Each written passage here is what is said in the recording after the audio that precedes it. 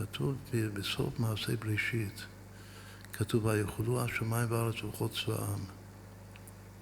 וחז"ל דורשים את המילה צבאם, מילה יפה שיכול לרמוז לצבא המכבים, לצבא החשמונאים של חנוכה.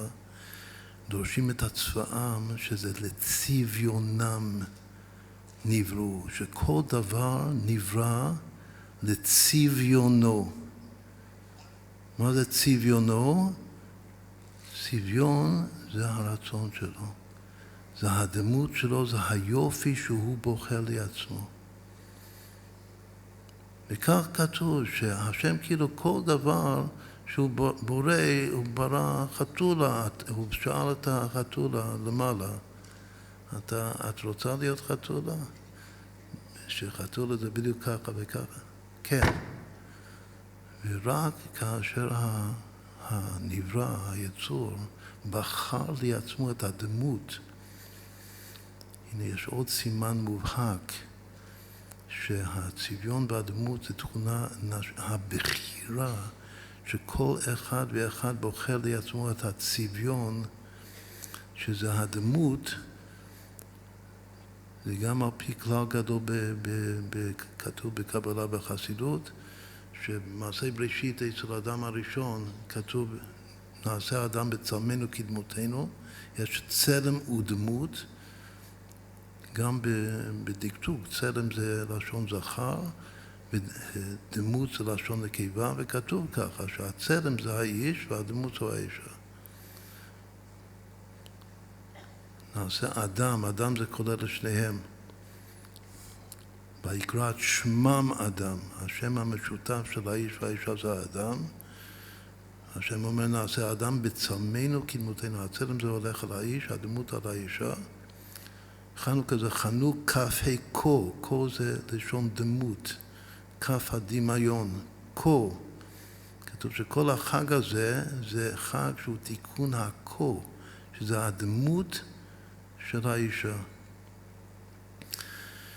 ושוב, הדמות זה נקרא הצביון. וכל אחד הוא רוצה להיות בדיוק מה שהוא. כל התכונות, שואלים את הבן אדם, שואלים אותי לפני שירדתי לעולם הזה, אתה רוצה להיות עשיר או אני? אז אמרתי, או אחד מהשניים. וככה היה. וככה לגבי כל דבר. יש רק ספר אחד, זה מובא בהמון מאות פעמים בספרים הקדושים. יש רק פעם אחת, אחד מהאחרונים, שהוא כותב שלכאורה זכרנו נקבה זה לא שייך לומר.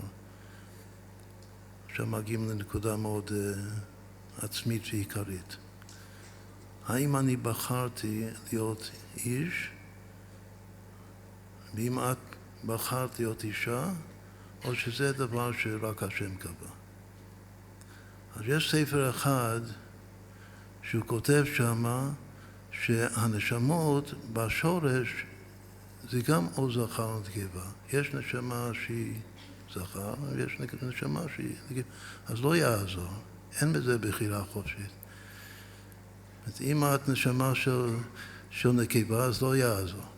אם אני נשמה של זכר, אז זה גם לא יעזור. אבל זה לא מוסכם. בגלל שכתוב גבוה מעל גבוה שומר וגבוהים עליהם.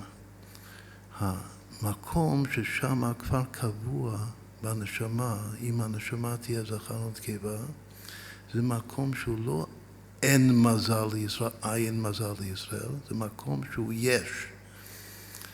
וביש הזה זה כבר קבוע אם הנשמה היא זכר או נקבה, אבל יש גבוה מעל גבוה, יש שורש עוד יותר גבוה, ששם הנשמה היא עין, ושם הוא בוחר גם אם הוא רוצה להיות איש או אישה.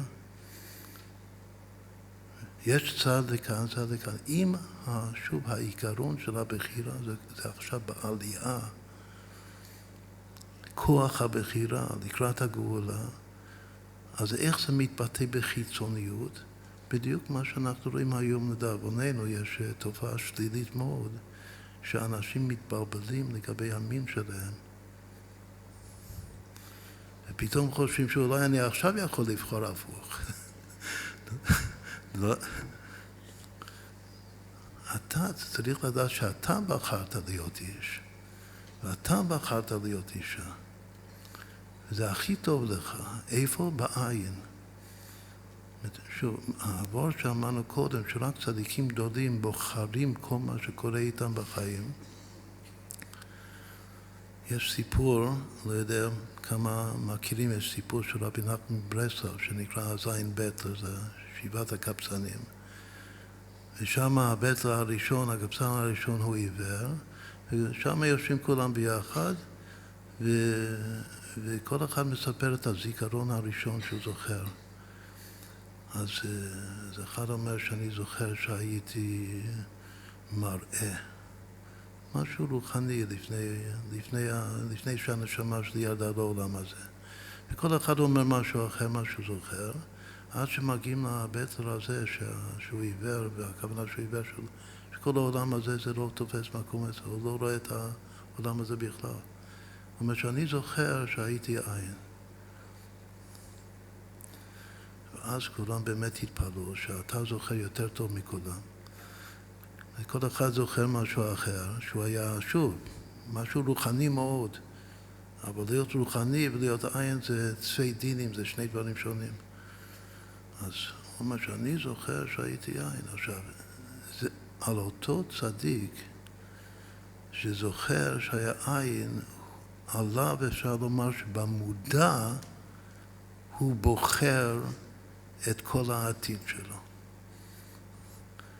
אבל עין מזל לישראל, זאת כל יהודי יש לו את השורש הזה, רק שזה לא מודע, זו העין הזה. הוא לא זוכר איך שהוא היה עין, כמו אותו בטר. אבל עכשיו, לקראת הגאולה, עלינו יותר ויותר לזכור את העין מזל לישראל. אומרים שזה המשיח, מה השם של מלך המשיח? מנחם, כמה שווה עין מזל, עין מזל זה אני מזל. שווה מנחם, מנחם שמו. ועין מזל לישראל זה מנחם לישראל, יש משיח לישראל.